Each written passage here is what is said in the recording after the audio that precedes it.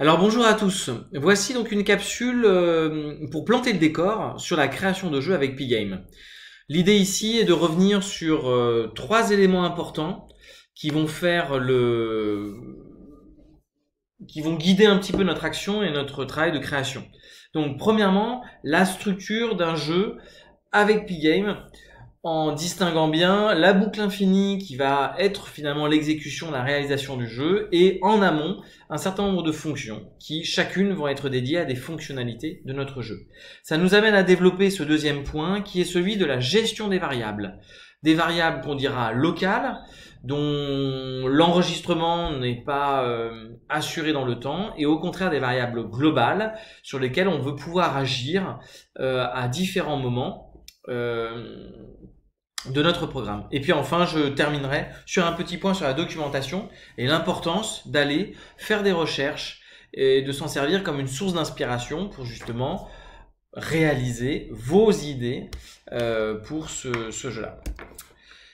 Alors, structure du code, j'ai avec du Python profité, comme souvent sur mes IDE, de la possibilité de réduire l'affichage. Donc là, j'ai vraiment une lecture synthétique de ce qui est ma trame et de mon point de départ de la fonction. Donc j'ai d'abord un gros morceau qui est la boucle infinie, qui va répéter et faire mettre en scène finalement cette idée du dessin animé, donc d'afficher très rapidement des images statiques à une vitesse telle que l'on va avoir visuellement l'impression d'avoir un mouvement sous les yeux.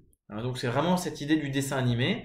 Et donc la boucle while va se répéter indéfiniment et chaque exécution va quelque part dessiner un plan fixe avec un certain nombre d'éléments qui vont reprendre ce que j'ai programmé dans la fonction dessinée, dans la fonction gérer clavier-souris, calcul du score et plein d'autres choses, et le répéter assez vite. Donc là, vous avez vu que dans mon accolade, j'ai démarré de la création de l'horloge, qui va vraiment être l'élément important qui va me permettre justement de déterminer la fréquence d'exécution de ma boucle while.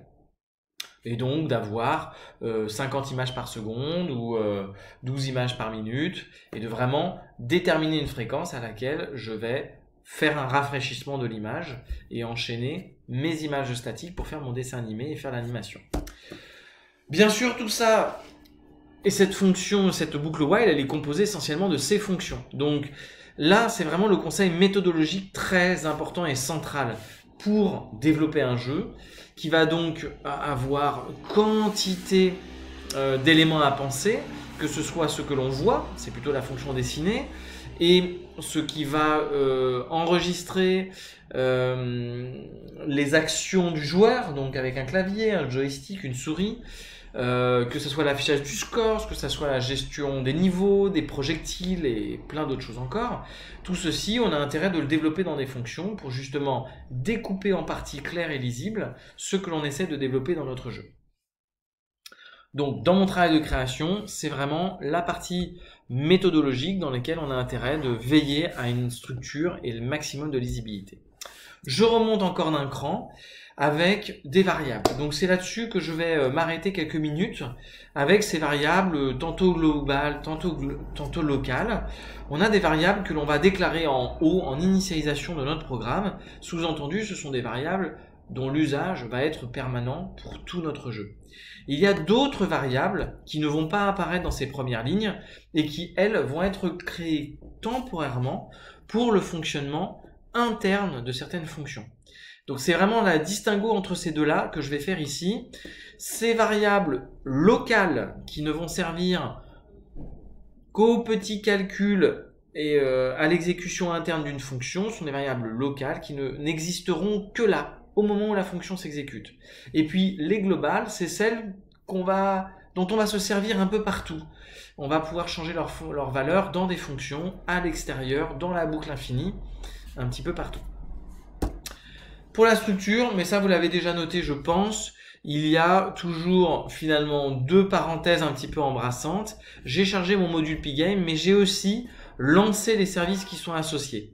Donc ce sont les deux parenthèses ouvrantes avec la méthode pgame.init et la méthode pgame.kit qui vont permettre de lancer des processus qui sont compris dans Pygame avec un certain nombre de variables justement, comme par exemple le fait de lire les entrées clavier et à la fin de le quitter bien proprement.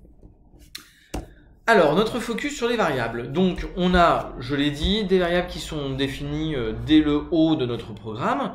Donc, on a l'intention de s'en servir un petit peu en permanence. Des images d'aliens, j'en ai besoin pour les faire apparaître, l'image du vaisseau, et puis les positions pour savoir où exactement les faire dessiner à Pygame sur ma fenêtre de jeu.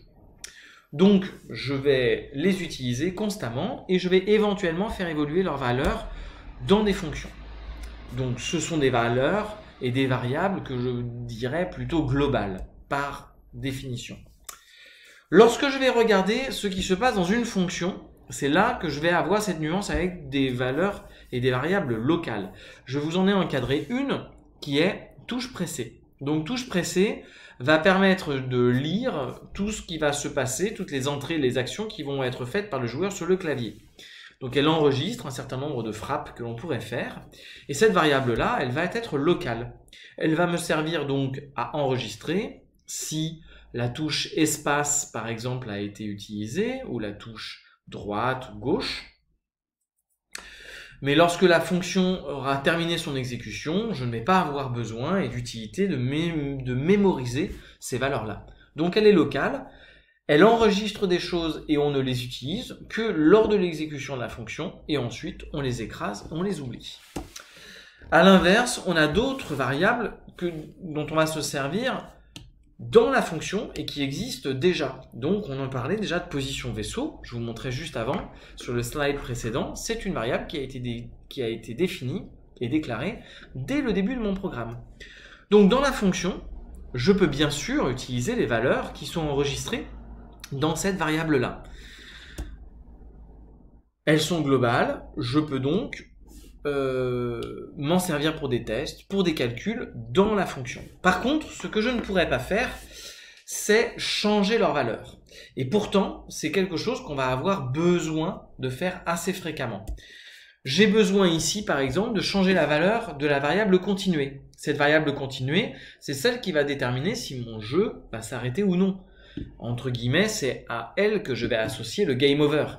Donc, si je veux, dans ma fonction, à un moment donné, pouvoir changer la valeur de la variable continuée, eh bien, j'ai besoin de la déclarer en global. C'est-à-dire d'autoriser, avec le mot-clé ici global, d'autoriser la fonction gérer clavier et souris à pouvoir changer la valeur des variables que j'aurais listées. Donc, j'ai demandé ici et autorisé cette fonction à changer les valeurs des variables continuées, position vaisseau et projectile. Et donc les affectations que je pourrais faire à l'intérieur de mon programme vont pouvoir être réalisées et surtout, à la fin de l'exécution de la fonction, ces valeurs vont demeurer et donc je vais pouvoir m'en servir dans la suite de mon programme. Donc ça, c'est un élément extrêmement important qui ici va donc permettre de manipuler des variables qui vont être un peu des fils conducteurs de tout mon jeu et de tout mon script. Je termine par ces deux points, un petit peu de documentation, comment chercher les différentes fonctionnalités, comment s'y retrouver dans toutes ces fonctions, méthodes et syntaxes. J'ai une première possibilité avec EduPython qui est lorsque je passe la souris sur le module, j'ai une petite infobulle qui me propose un lien. Ce lien vous ouvrira exactement le fichier Python que constitue le module Pygame. Donc vous allez avoir le fichier pygame.py qui va s'ouvrir et dans lequel vous allez pouvoir lire les milliers de lignes de code qui font ce module. Donc vous pouvez en regarder le détail, la documentation, voilà, l'ensemble qui est en anglais, pas forcément très lisible parce que il y a des milliers de lignes et donc c'est pas très très simple d'aller naviguer à l'intérieur. Donc bien sûr, en conclusion, on voit ici l'importance d'utiliser la documentation des différents modules. Donc vous avez le site officiel qui tient l'actualité des mises à jour de ce module, puisqu'il y a toute une communauté de développeurs qui l'enrichissent un petit peu chaque jour. Et puis ici, sa documentation, donc vous voyez une copie d'écran Donc on a la possibilité d'aller faire des recherches par mots-clés. Donc si une fonction nous a tapé dans l'œil au moment d'une recherche sur Internet, dans un forum, et on souhaite un petit peu savoir comment elle s'écrit, avec quels arguments elle fonctionne. Mais vous pouvez aussi utiliser un certain nombre de mots-clés, de thématiques qui vous permettent aussi d'aller peut-être vous inspirer ou d'aller à la pêche à des fonctions. Je vois par exemple Draw qui est assez explicite. Il y a un certain nombre de dessins sur la fenêtre que l'on peut réaliser.